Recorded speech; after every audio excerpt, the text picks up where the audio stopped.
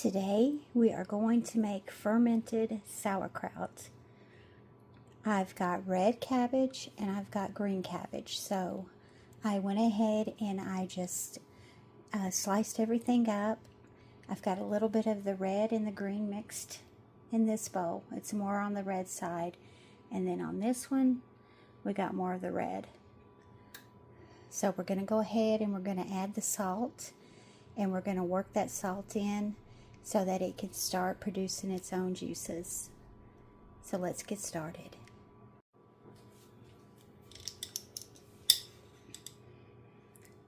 We're going to add 1.5 tablespoons of salt. I'm going to use pink Himalayan sea salt.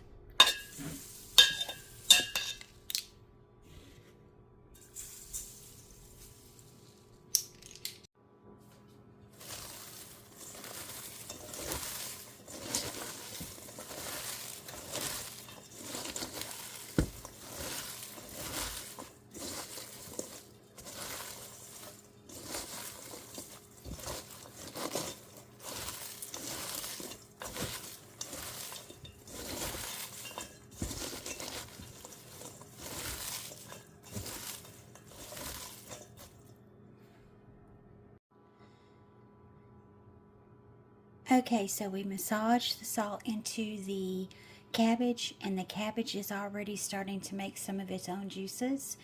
And you can massage this and work this as long as you want, but we're going to go ahead and put it into the half-gallon mason jar. Alright, we've got our cabbage in the half-gallon mason jar. One thing you can do is to make sure that this is pressed in firmly. And so I'm going to take a wooden spoon and I'm going to go ahead and press this in so that it's in there pretty good, nice and compact. Also, doing this helps to also release the juices from the cabbage. That salt brings out the juices. So as you can see, I'm going to go ahead and get that off. You don't want to leave anything up here on the sides because it might, sometimes it'll mold a little bit. So we'll go ahead and we'll just try to get that off. Or you can take a paper towel and get it off. So what I did is I went ahead and I pushed all of this down, and we're going to go ahead and add our filtered water. And for each cup of filtered water, we want to add a teaspoon of sea salt. So I'm going to go ahead and get my filtered water together, mix the salt in it, and I'm thinking it's probably going to take 3 or 4 cups of water to cover this. So let's go ahead and get the water ready so we can go ahead and pour it over top of the cabbage.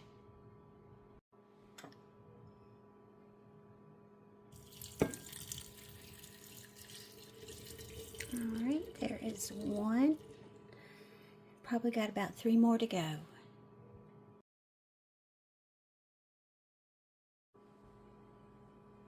Okay, we have all of the filtered water and the salt in there.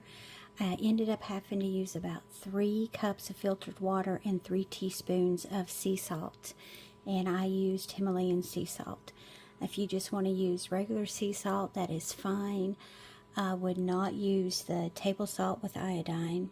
You can also use Celtic sea salt. That's really good to use too.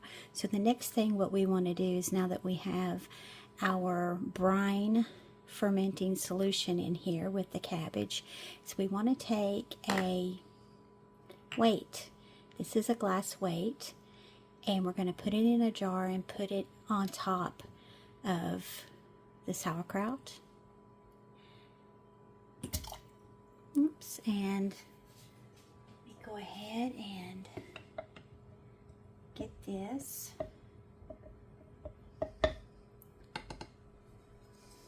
What it's for is to help keep the sauerkraut submerged. And so what I'm going to do is I'm going to push this down a little bit more, because we don't want to have a whole lot floating around on top.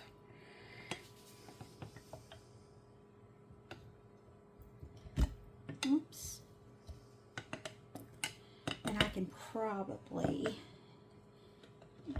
dip some of this off. But what I'm doing is I'm going to go ahead and press it down as far as I can. And then this weight holds it down. Alright, this that's floating on the top, let me push it down on this side as well. I probably could have went with a smaller jar, maybe a quart. But down in here is that weight, and it's holding all of this down. And that's floating on the top right here. We can probably scoop that off. I don't think that it's gonna do much harm. So we just don't want anything to get any air on it. So what I'm gonna do now is I'm going to put the lid on. I'm not going to tighten it or anything like that.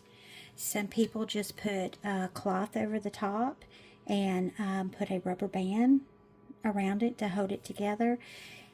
And then you're going to want to put this in a cool, dry, dark area. So the back of your cabinet is a really good place to put it. That's where I put mine.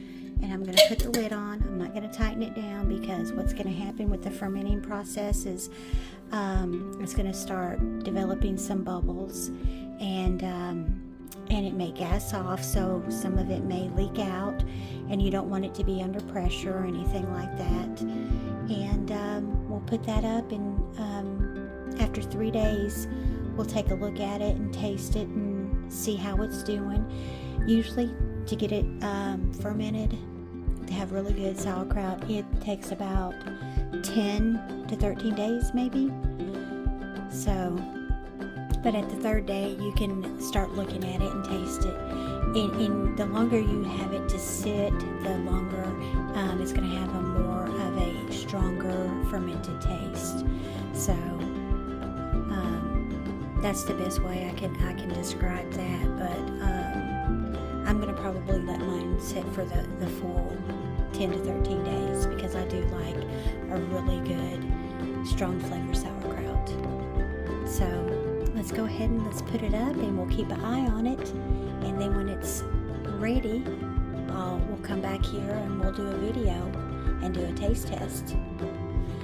I will put the recipe on how to ferment sauerkraut in the description box, so make sure you check that out, and I will see you next time here in the Countryside Kitchen.